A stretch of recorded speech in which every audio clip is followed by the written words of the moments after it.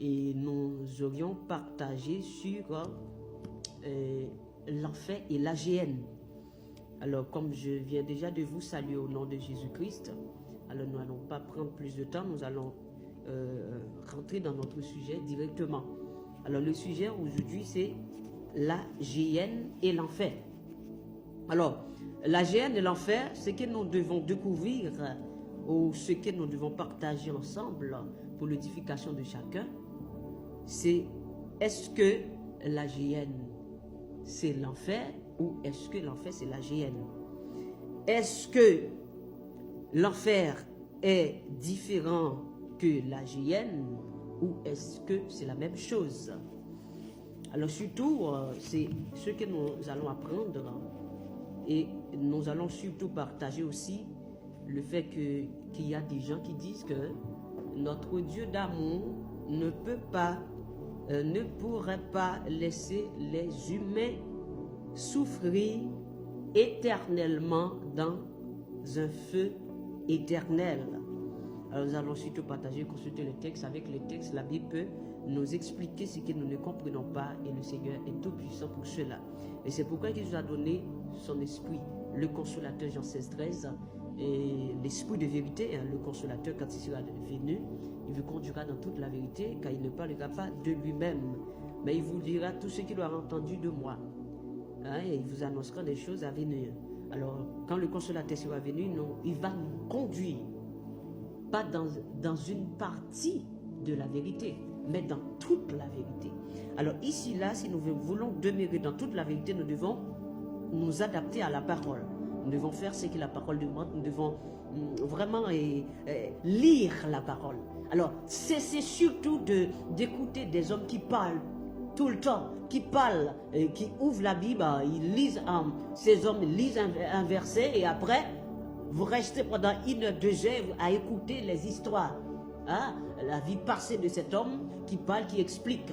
Pourtant, il ne consulte pas la parole. Il ne consulte pas la parole avec vous. Alors, ce que nous devons faire, surtout, apprendre à consulter la parole, à analyser les versets, à examiner les versets, à prendre du temps à savourer la parole. Comme dit dans 1 Pierre 2, si vous avez goûté que le Seigneur est bon, approchez-vous de lui, pierre vivante, rejetée par les hommes et choisie précieuse devant Dieu. Alors ici, nous allons commencer surtout pour ce thème-là. Alors, le mot enfer, comme à travers la Bible, et vous ne pouvez pas trouver ce mot enfer dans toute la Bible. Enfer, vous n'allez pas trouver ce mot. Mais l'enfer a pour synonyme séjour des morts, Hadès, Sheol. Sheol. Alors l'enfer et l'AGN, ou les temps de feu et de soufre, ou les temps de feu et de soufre, n'est pas la même chose. Et je vais vous démontrer pourquoi plus tard. N'est pas la même chose. Et ce sont deux choses distinctes, l'enfer et l'AGN. Je vais, selon la grâce du Seigneur, d'essayer de partager ou séparer ces deux choses distinctement, selon la parole, afin que vous puissiez comprendre comment la parole a déterminé ces deux thèmes. Hein? Parce qu'il y a une de ces deux choses, un de ces deux thèmes qui est temporaire et l'autre est éternel. Alors nous allons surtout consulter la parole de Dieu qui va nous montrer de ces deux thèmes qui est éternel et qui est temporaire. Et c'est la parole qui va nous dire tout cela. Alors je vous demande surtout à prendre votre Bible et un stylo, fait pour souligner le texte et noter les versets dans un cahier, un carnet, quelque chose comme ça. Parce qu'après, vous aurez besoin de réexaminer pour voir si ce qu'on enseigne est exact selon la parole. Parce que personne ne peut vous efforcer de prendre des choses qui ne sont pas vraies. Il faut examiner. Il ne faut pas juste on dit quelque chose et vous le prenez sans même examiner si c'est vrai. Ce n'est pas des chrétiens qui agissent de la sorte, mais ce sont surtout des ignorants qui ne connaissent pas la parole de Dieu. Mais les gens qui sont éclairés de la parole n'écoutent pas, écoutent et puis on s'enfonce. Non, il faut écouter, examiner avant d'approcher. Si vous avez goûté, vous n'avez même pas goûté. et vous vous approchez. Pourquoi est-ce que vous vous approchez? Puisque vous n'avez même pas encore goûté. Alors vous devez goûter d'abord et puis après vous vous approchez du Seigneur. Amen. Alors ici, en effet, il y a trois thèmes. Trois thèmes qui désignent le mot enfer. Les trois thèmes ici, là, c'est, comme je viens de dire tout à l'heure, c'est séjour des morts, comme Louis II. Louis II, lui, il a traduit ce mot, séjour des morts. Alors, c'est surtout séjour des morts, il a utilisé comme thème et dans l'Ancien et dans le Nouveau Testament. Alors, les trois thèmes, c'est séjour des morts, Sheol et puis Hadès. Alors, Sheol, là, c'est dans le grec, dans l'hébreu, excusez-moi, dans l'hébreu, et Hadès, ça, c'est dans le grec. Dans le grec, c'est Hadès et hébreu, c'est Sheol. Et dans le livre dans la version de Darby, on a traduit le mot Sheol, enfin surtout enfer par Sheol, Sheol en hébreu, et dans le Nouveau Testament grec, on l'a traduit par Hadès, Hadès en grec, Hadès en grec, pour le mot enfer, et qui n'a rien à voir, surtout pour le moment, avec la GN. Avec la GN pour le moment, parce qu'il y a une grande différence entre l'enfer et la GN, et vous allez voir ça selon la parole de Dieu.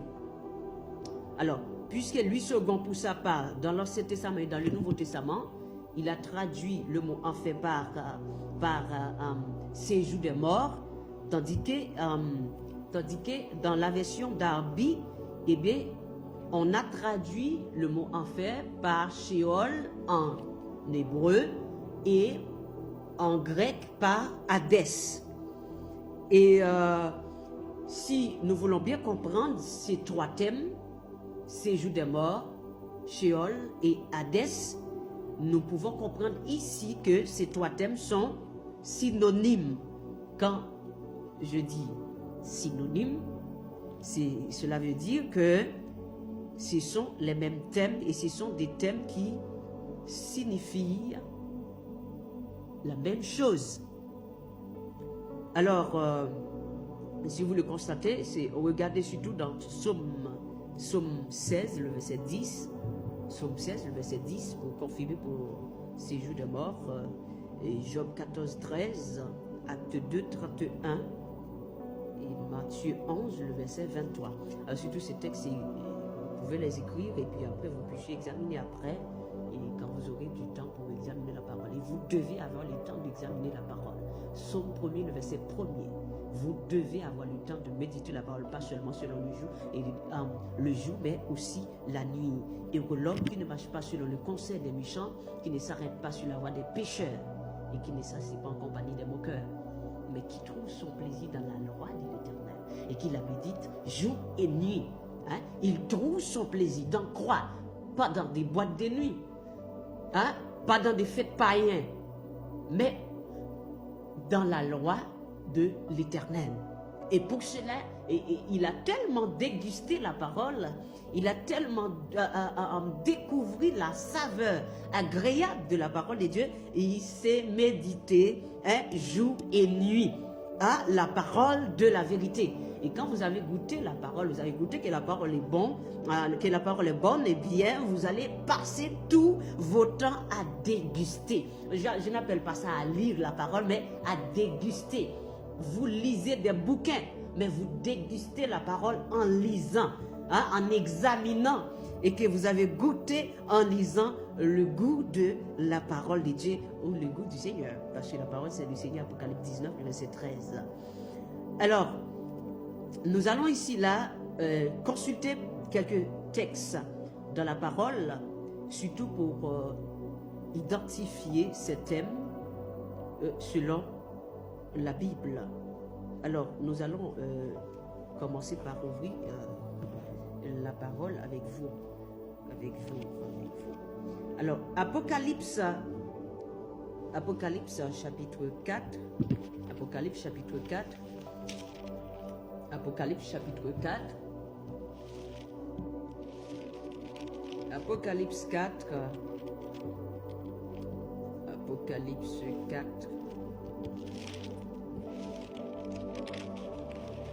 Le verset 9. Apocalypse 4, 9. Il dit, alors c'est surtout ce texte que nous allons prendre juste après. Nous n'avons pas débuté avec ça. Alors c'est le verset 4, 9, Apocalypse 4, 9. Quand les êtres vivants rendent gloire et honneur et action de grâce à celui qui est assis sur le trône, à celui qui vit au siècle des siècles, c'est-à-dire à l'agneau, celui qui vit au siècle des siècles. Alors surtout dans ce sujet, nous aurons à partager surtout sur le thème au siècle des siècles, puisqu'on dit que Dieu, dans son grand amour, ne va pas laisser les hommes souffrir éternellement dans le temps de feu et de souffle. Alors ici, nous allons commencer avec le mot enfer pour regarder dans la parole. Alors nous allons consulter la parole surtout ici pour comprendre.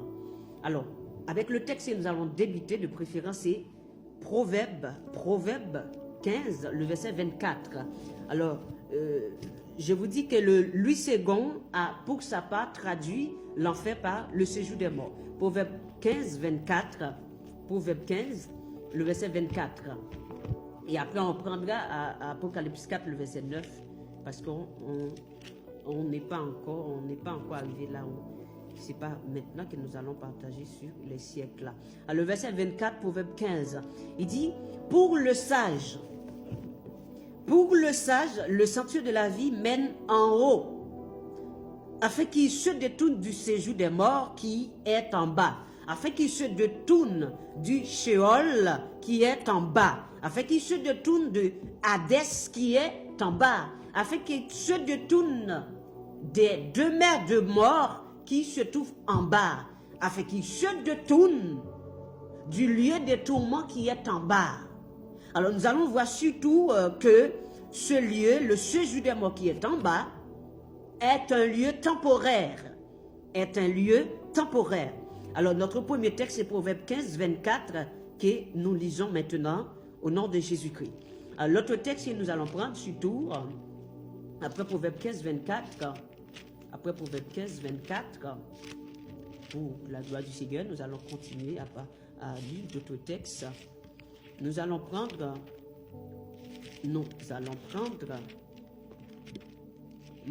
Marc 9, Marc chapitre 9, Marc 9,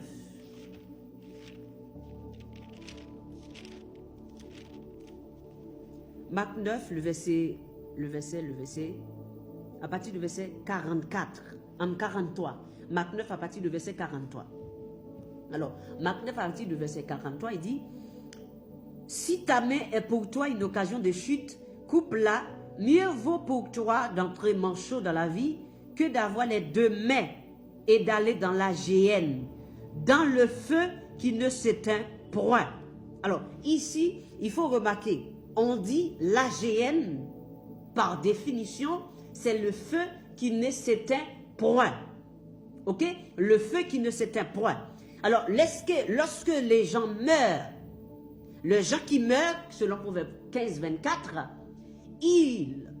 surtout les gens qui meurent dans le Seigneur, ils montent en haut, afin qu'ils se détournent du séjour des morts qui se trouve en bas. Les chrétiens montent.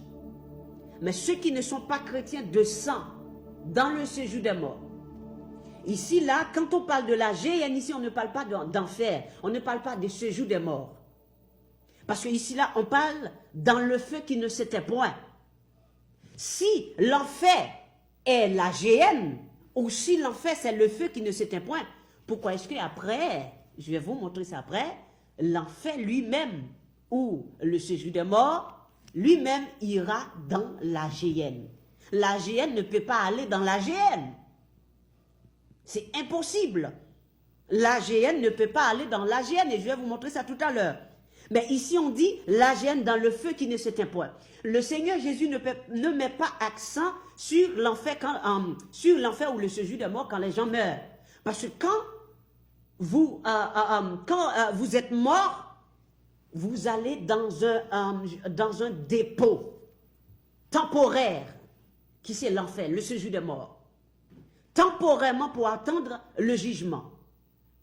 Temporairement pour attendre le jugement, vous n'êtes pas encore dans la GN. Ça, ce n'est pas la GN. Parce que là, ici, c'est temporaire.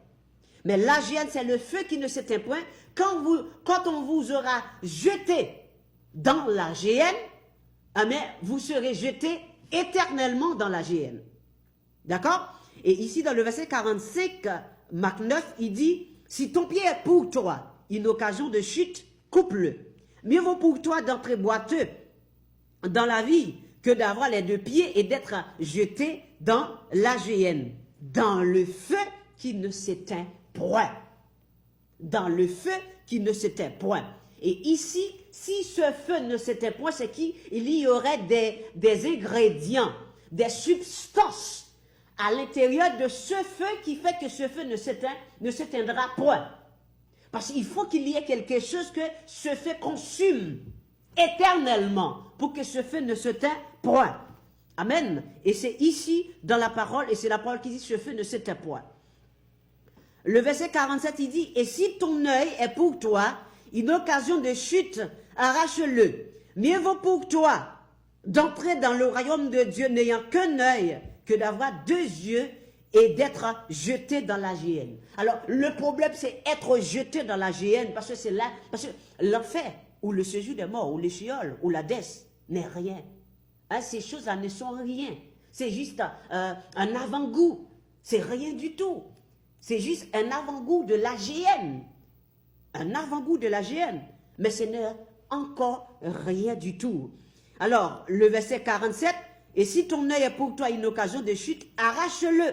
Mieux vaut pour toi d'entrer dans le royaume de Dieu, n'ayant qu'un œil, que d'avoir deux yeux et d'être jeté dans la géhenne. Dans la géhenne, où, le verset 48, leur verre ne meurt point. Où leur verre ne meurt point. Et où le feu ne s'éteint point. Parce qu'il y a beaucoup de gens qui prennent leur temps à s'embircer dans le monde ou à faire d'eux-mêmes l'esclave du péché tout en sachant qu'ils sont complètement esclaves, qui ne pensent même pas à se détourner de leur mauvaise voie, mais à rester, à demeurer dans le péché, dans le mensonge, hein, dans l'idolâtrie, dans la prostitution, dans le vol, dans la fraude. Mais c'est parce qu'ils ne savent pas, c'est parce qu'ils ne lisent pas, c'est parce qu'ils ne découvrent pas que leurs veines ne mourront point. Hein? Leurs veines ne mourront point, le feu ne s'éteindra point dans la géhenne, hein? Dans le feu éternel. Et que tout homme, le verset 49, sera salé de feu. Ce n'est pas un jeu, ici, là, la géhenne. Hein? Ce n'est pas un jeu. Tout homme, la parole a dit, tout homme sera salé de feu. Alors, lorsque les gens disent, mais est-ce que le grand Dieu d'amour, comme les gens disent souvent, Dieu ou Jésus, c'est mon mari, hein? Vivez bien dans le péché, faites tout ce que vous savez qui est contraire à la parole. Piétinez la parole comme vous voulez. Et attendez que le Seigneur Jésus-Christ vous épargne de la géhenne. Attendez que Jésus-Christ soit votre mari. Hein? Faites tout ce que vous voulez. Hein? Vous savez la parole, vous connaissez ce que dit la parole. Mais vous avez cette démangeaison, comme dit la parole, hein? D'entendre des choses agréables. Et vous vous êtes détourné de la parole, de la vérité. Et vous approchez, vous comblez des hommes de loi, des hommes qui se prennent pour des hommes de loi, qui enseignent la loi, qui ne savent même pas ce qu'ils disent, même, mais aussi ce qu'ils affirment. Et vous n'écoutez pas la parole. Vous n'obéissez pas à la parole parce que vous pensez que ça sera facile. Parce que Dieu est un Dieu d'amour, vous n'allez pas consumer éternellement. Ah, si vous pensez que vous n'allez pas consumer éternellement, vous faites erreur parce que vous allez consumer éternellement. Et c'est pour cela que je suis là. Pour que nous puissions consulter ce que la parole a dit. Bien que des théories, les gens disent des théories, donnent des théories pour montrer que Dieu est un Dieu d'amour qui ne laissera pas les hommes souffrir éternellement. Mais ici, là, dans le verset 49, Marc 9, il dit qu'à tout homme sera salé de feu. Tout homme. Tout homme. Alors ici, là, quand on dit tout homme, ça ne veut pas dire les chrétiens, mais c'est surtout tout homme qui sera coupable. Tout homme qui ne sera pas enlevé lors de l'enlèvement de l'Église sera salé de feu. Et c'est la parole. Alors ici, nous allons constater un peu de l'ampleur, de la gravité du séjour des morts lorsque les gens meurent. Alors ici, on regarde ici dans Luc 16, le verset 19, à continuer, nous allons constater pour voir surtout, comme je vous disais que Louis Segond, pour sa part, avait traduit le mot enfer par séjour des morts dans l'Ancien et le Nouveau Testament. Séjour des morts. Alors, Luc 16, regardez avec moi, Luc chapitre 16, le verset 19 à continuer. Alors, le verset 19 de Luc 16, il dit, il y avait un homme riche qui était vêtu de pourpre et de fin lin, et qui chaque jour menait joyeuse et brillante vie, comme les hommes d'aujourd'hui, qui ne font aucun cas du Seigneur, mais qui mènent joyeuse et brillante vie. Un pauvre nommé Lazare était couché à sa porte, couvert d'ulcères, et désireux de se rassasier des miettes qui tombaient de la table du riche. Et même les chiens venaient encore lécher ses ulcères. Le pauvre mourut, et il fut porté par les anges dans le sein d'Abraham. Alors ici, là, je veux que vous mettiez ici l'accent sur le mot « le sein d'Abraham ». Le sein d'Abraham. Hein? Mettez l'accent dessus. S'il y a le séjour des morts, il y a le sein d'Abraham. Le séjour des morts est contraire du sein d'Abraham. C'est de même que la géhenne est contraire du paradis, la nouvelle terre. Alors, puisqu'il y a après la mort, hein, il y a après la mort l'enfer, ou bien le séjour des morts, ou bien Sheol, ou bien Hadès, ou bien demeurement, ou bien lieu de tourment temporaire là, hein, c'est temporaire. Et bien après la mort, pour les chrétiens, hein, les chrétiens authentiques, il y a le sein d'Abraham. Il y a le lieu de la protection. Il y a le lieu de consolation. Il y a le lieu, hein, de repos. Il y a sous l'autel, comme Apocalypse 6, nous allons regarder ça après, pour les chrétiens, de se reposer en attendant le jugement des habitants de la terre qui ne faisaient pas la volonté du Seigneur Jésus-Christ et qui avaient coulé le sang des apôtres.